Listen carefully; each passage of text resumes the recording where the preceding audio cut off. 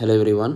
இந்த வீடியோவில் செல் நொட்டேஷன் எப்படி எழுதலாங்கிறத நம்ம கற்றுக்கலாம். ஏன்னா இது தெரிஞ்சால் தான் எலக்ட்ரோகெமிஸ்ட்ரி யூனிட்டில் நர்ன்ஸ் ஈக்குவேஷன் ப்ராப்ளம் நம்மளால் சால்வ் பண்ண முடியும். ஸோ இது ரொம்ப ரொம்ப இம்பார்ட்டன்ட். அதுக்கு செல் நொட்டேஷன் ஆர் செல் ரெப்ரசன்டேஷன் அப்படின்னு சொல்லுவாங்க.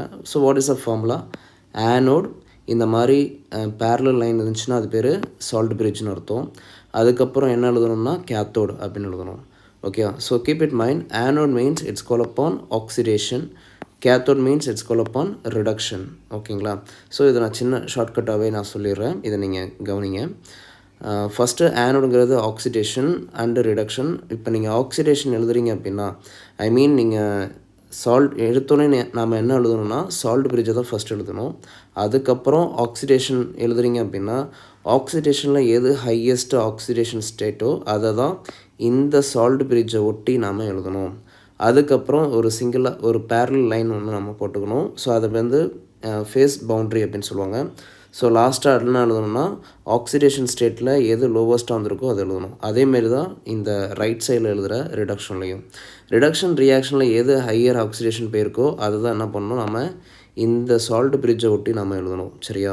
அதுக்கப்புறம் ஃபேஸ் பவுண்ட்ரி போட்டுக்கணும். அதுக்கப்புறம் என்ன பண்ணணும், ரிடக்ஷனில் நடந்திருக்கிற லோவஸ்ட் ஆக்சிடேஷன் ஸ்டேட் என்னவோ அதை நம்ம மென்ஷன் பண்ணணும். அவ்வளோதான்.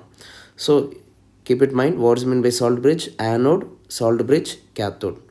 Anode means it's called upon oxidation and cathode means it's called upon reduction. That's all. So now எப்போ நான் platinum solid நான் யூஸ் பண்ணோம் அப்படின்னா ஆக்சுவலாக இட் இஸ் இன்னட் எலக்ட்ரோட் அப்படின்னு சொல்லுவாங்க.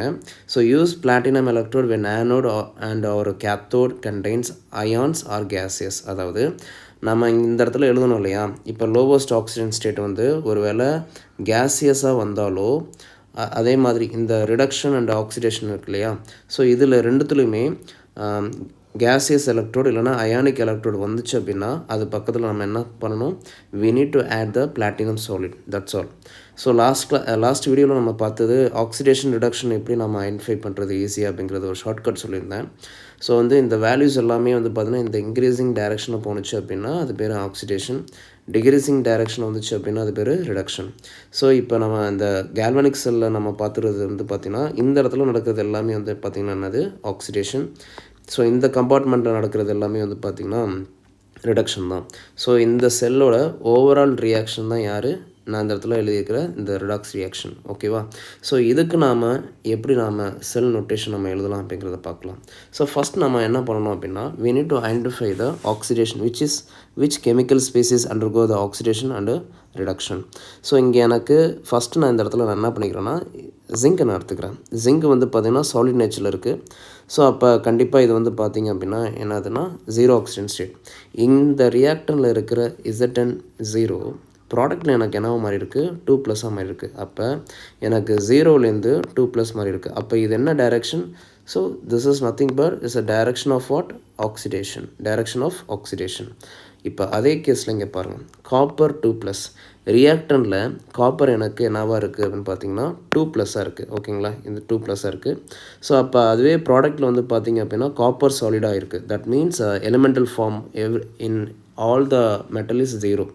சரியா? ஸோ அப்போ காப்பர் 2+ 0 இந்த டைரெக்ஷன் வந்துருக்கு அப்படின்னா இது என்னது? It's a reduction direction. அப்போ நமக்கு நல்லாவே தெரிஞ்சிருச்சு. ஸோ ZN ஓகே, ZN பார்த்திங்க அப்படின்னா it undergo the oxidation and copper 2+ என்னவா மாறி இருக்குது, இந்த இடத்துல ரிடக்ஷனாக மாறி இருக்குது.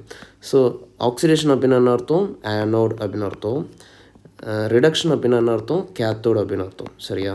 ஸோ சால்ட் பிரிட்ஜ் இப்போ நான் ஃபஸ்ட்டு செல் நோட்டேஷன் எழுதும்போது என்ன பண்ணணும், first I need to write the salt bridge.